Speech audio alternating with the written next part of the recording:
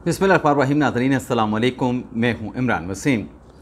नाज़रीन, प्रोग्राम में सबसे पहले तो आपको ये बताएंगे कि सुप्रीम कोर्ट ऑफ पाकिस्तान ने नूर मुकद्दम कत्ल केस में क्या बड़े फ़ैसले का इशारा दिया है।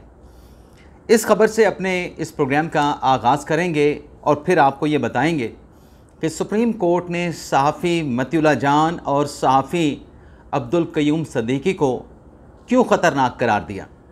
ये मामला क्या है, इस पर भी आपके साथ डिटेल शेयर करेंगे। दूसरी खबर, आज सुप्रीम कोर्ट के कमरा अदालत नंबर 1 में सदीक जान के साथ क्या वाक़या पेश आया।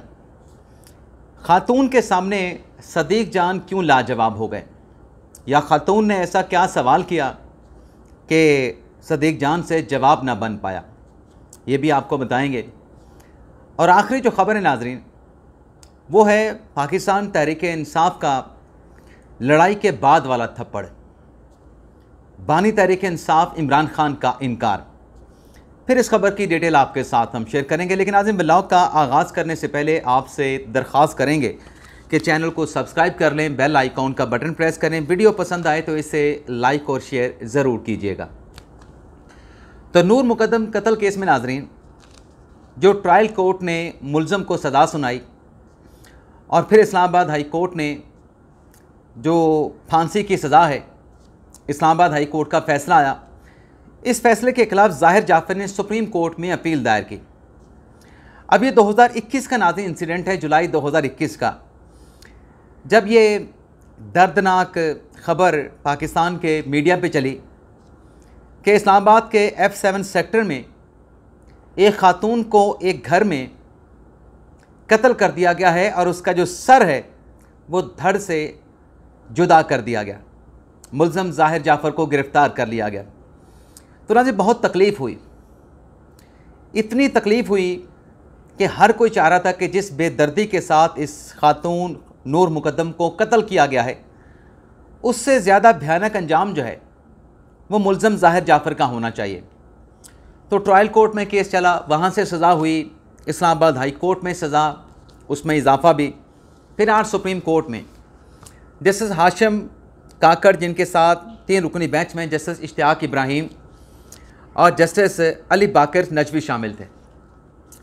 इमरान खान साहब के वकील सलमान सफदर साहब इस केस में मुलज़म ज़ाहिर जाफ़र के वकील हैं। पिछली समाअत पे उन्होंने कोशिश की कि कोई उनको लंबा वक्त मिल जाए, गर्मियों की छुट्टियां गुजर जाएं और एक लंबी तारीख पड़े कि समर वेकेशन के बाद ये केस दोबारा टेकअप हो। लेकिन जस्टिस हाशिम काकड़ साहब ने उनके सामने ये वाज़े कर दिया कि केस सिर्फ मेरी अदालत में तब अर्जन होगा जब वकील मर जाए, मुलज़म मर जाए या कोई जज मर जाए, तब केस अर्जन होगा। मेरी अदालत में ऐसा नहीं होगा कि क्रिमिनल केसेस हों, फौजदारी केसेस हों, मुलज़मान जेलों में पड़े हों या मुलज़मान बाहर दंदनाते फिर रहे हों और उनका केस 10-10 साल तक, 15-15 साल तक उनके केसेस का फैसला ना हो।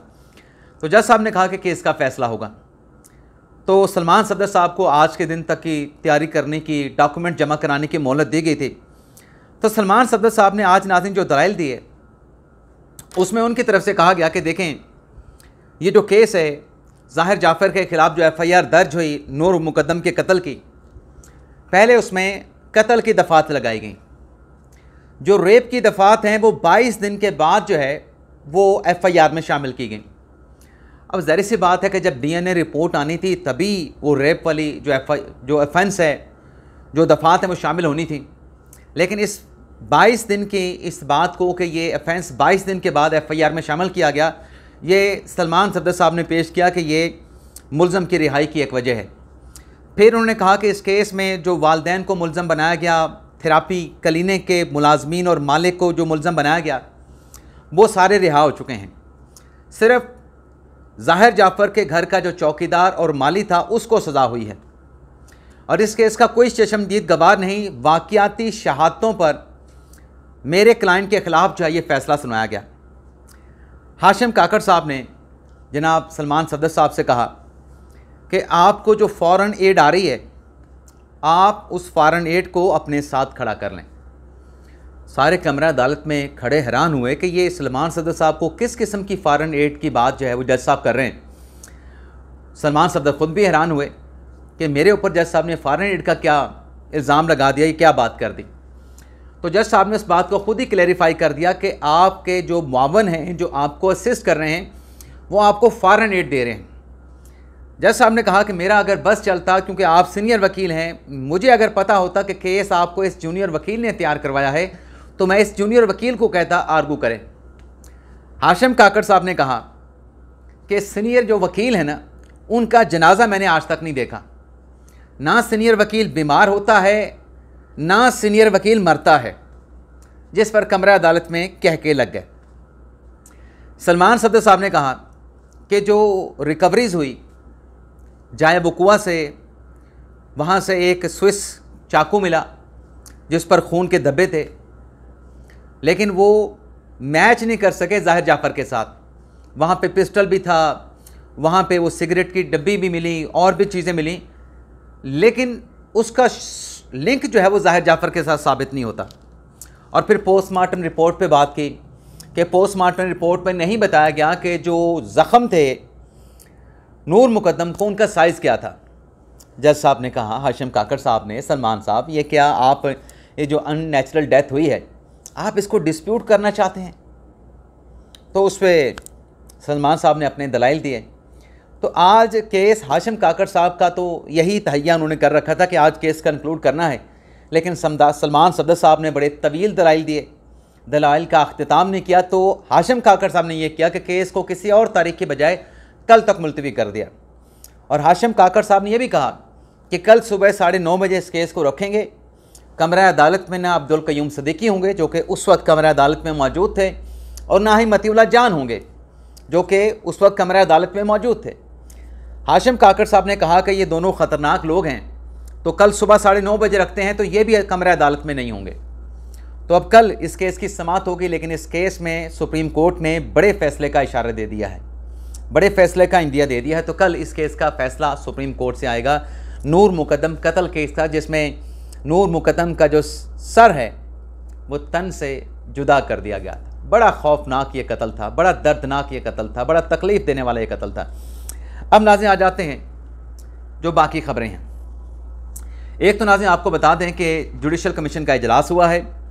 जुडिशल कमीशन के इजलास में बलूचिस्तान हाई कोर्ट के सीनियर जो जस्टिस हैं इजाज़ सवाती, उन्हें बलूचिस्तान हाई कोर्ट का जज बनाने का फ़ैसला कर दिया गया है। याही अफरीदी साहब की सरबराही में ये जुडिशल कमीशन का इजलास हुआ है। अब नाज़रीन आ जाते हैं जो जस्टिस मोहम्मद अली मदर साहब की सरबराही में 5 रुकनी बेंच ने इस्लामाबाद हाई कोर्ट के 5 जजेस की जो दरख्वास्त पे समाअत की है कि हाई कोर्ट में जो जजेस ट्रांसफ़र पे लाए गए हैं ये ट्रांसफ़र दुरुस्त नहीं हुआ। आज एक देखने वाले का, मेरे प्यारे दोस्त का मैसेज आया था कि ये इशारों के बगैर आपका व्लॉग नहीं हो सकता, तो मैंने उसको जवाब ये दिया था कि ये अब आदत बन चुकी है।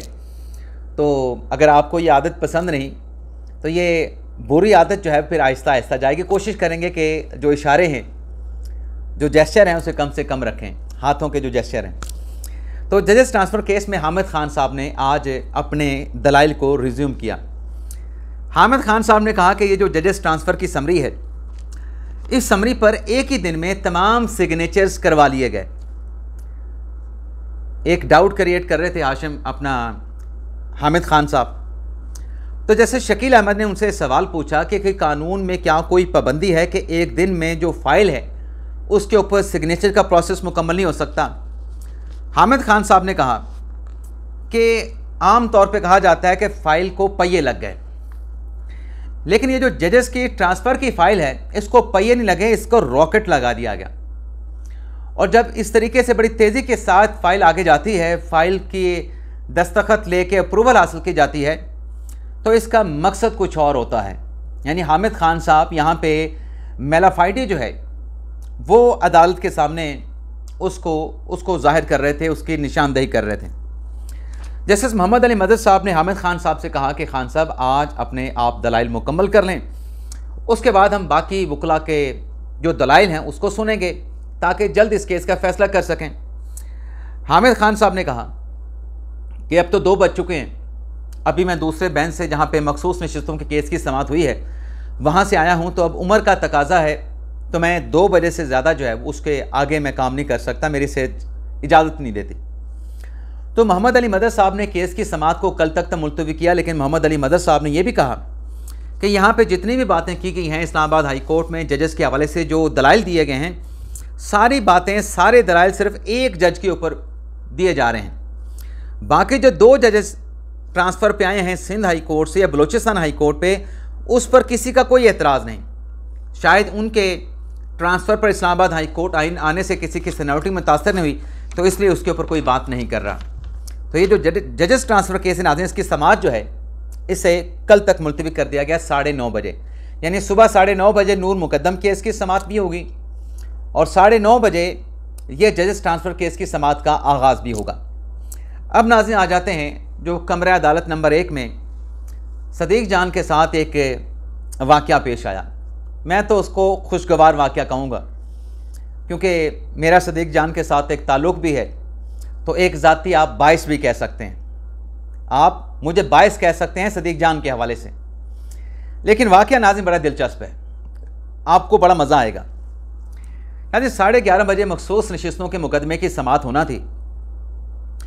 अब हम कमरा अदालत में बैठे हैं और जज साहबान का इंतज़ार कर रहे हैं। सदीक जान अपने एक साथी साफ़ी के साथ कमरा अदालत में आते हैं और नाज़रीन जब तक जजेस कमरा अदालत नहीं पहुंचते तो वहाँ पे साफ़ी वकला के साथ या जो सियासी लोग वहाँ पे PTI के, नून लीग या पीपल्स पार्टी के आए होते हैं, उनके साथ साफ़ी या वकला के साथ साफ़ी या वकला उन सियासी लोगों के साथ वहाँ पे कुछ जो है वो चैटर चल रहा होता है, गपशप चल रही होती है।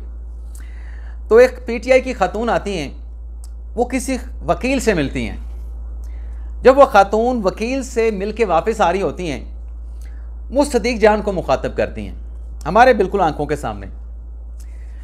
तो वो खातून सदीक जान से कहती हैं कि सदीक जान तुम ऐसा क्यों करते हो। इससे पहले कि सदीक जान कोई जवाब देता, खातून सदीक जान से कहती है कि तुमने 4 मरतबा खबर दी बानी तहरीक इंसाफ इमरान खान की रिहाई की, लेकिन हमारे कप्तान की रिहाई नहीं हो सकी। खातून ने फिर कहा कि सदीक जान ऐसा क्यों करते हो। यानी सदीक जान जो इमरान खान साहब की रिहाई की पेशगोइयाँ कर रहे थे वाक़याती शहादतों की रोशनी में, हालातों वाक़यात की रोशनी में, जो भी उनका एनालिसिस था, गलत था, सही था, मैं उस पर बहस नहीं करता, लेकिन एक पेशगोई उन्होंने की इमरान खान साहब के हवाले से, 1 की, 2 की, 3 की, 4 की। लेकिन वो पेशगोइयाँ जब दुरुस्त साबित नहीं हुई तो शायद उस खातून को तकलीफ़ पहुँची, अफसरदा हुई। तो वो आज सदीक जान से शिकवा कर रही थी कि 4 मरतबा तुमने ख़बर दी लेकिन हमारा कप्तान अड्याले से बाहर नहीं आया। सदीक जान ऐसी ख़बरें क्यों देते हो, दिल क्यों दिखाते हो। तो सदीक जान भी उसका दर्द समझा उसने, तो सदीक जान ने कोई जवाब नहीं दिया। सदीक जान खामोश रहे, खातून जो है वो आगे बढ़ गई। अब नाज़रीन आते हैं जो अगली ख़बर है। नाज़रीन अगली ख़बर नाज़रीन ये है कि असद कैसर साहब ने इस बात का ऐलान किया है कि पाक भारत कशीदगी की वजह से हम जो इस बात पे गौर कर रहे हैं कि स्पीकर कौमी असम्बली अयाज सादिक और वज़ीर आज़म के ख़िलाफ़ अदम एतमाद की तहरीक लेके आएँ। अयाज सादिक साहब ने कहा कि पाक भारत कशीदगी के दौरान ये तहरीक अदम एतमाद हम इसलिए नहीं ला रहे कि ये तासुर न जाए कि जंग के दौरान ये हुकूमत को गैर मुस्तहकम करना चाहते हैं, लेकिन हम वक्त के ऊपर ये जो तहरीक अदम एतमाद का ऑप्शन है स्पीकर के ख़िलाफ़, वज़ीर आज़म के ख़िलाफ़, इस ऑप्शन को एक्सरसाइज करेंगे। अब नाज़रीन बैरिस्टर गौहर साहब ने ऐसी किसी भी खबर की तरदीद कर दी। बैरिस्टर गौहर साहब ने कहा कि पार्टी की सतह पर ऐसा कोई फ़ैसला नहीं हुआ कि वज़ीर आज़म और स्पीकर कौमी असम्बली के ख़िलाफ़ हमने अदम एतमाद की तहरीक लेके आनी है। ये नाज़रीन मैं आपको ख़बर बता रहा हूँ जो मैंने थंबनेल पे पहला टाइटल दिया कि तहरीक इंसाफ का लड़ाई के बाद वाला थप्पड़ और कप्तान ने इनकार कर दिया, उस खबर की डिटेल मैं आपके साथ शेयर कर रहा हूँ। यानी स्पीकर अयाज सादिक साहब से पूछा गया कि तहरीक इंसाफ आपके ख़िलाफ़ अदम एतमाद लाना चाहती है तो आप क्या कहते हैं। तो स्पीकर साहब ने वेलकम किया और साथ में स्पीकर साहब ने कहा कि मैं आपको गारंटी देता हूँ कि तहरीक इंसाफ अगर ये अदम एतमाद की तहरीक लेके आती है, इनके अपने लोग उस अदम एतमाद की तहरीक में वोट नहीं करेंगे। अब नाज़रीन जो स्पीकर का इलेक्शन होता है ना अदम एतमाद का, इसमें जो वोट होता है उसकी राजदारी होती है, ओपन वोट नहीं होता। और हमने ये देखा था कि जिस तरीके की रवादारी, जिस तरीके का सलूक अयाज सादिक साहब का PTI के लोगों के साथ कौमी असम्बली में है, यानी बड़ा अच्छा सलूक है, उनको मौका देते हैं, उनकी बात सुनते हैं।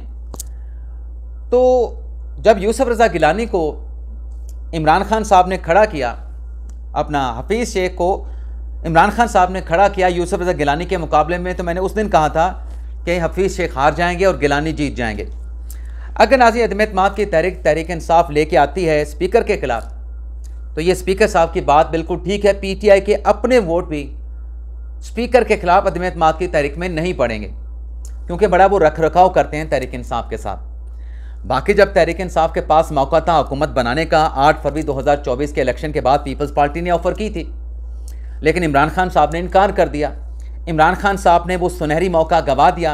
अगर हुकूमत बना लेते तो फॉर्म 47, 45 की तहकीकात भी करा लेते। आज जो अदम एतमाद की तहरीक लाने की बात की जा रही है ना, ये नाज़रीन ऐसी है कि तहरीक इंसाफ का लड़ाई के बाद वाला थप्पड़ है, इसे अपने मुँह पर ही मार लेना चाहिए।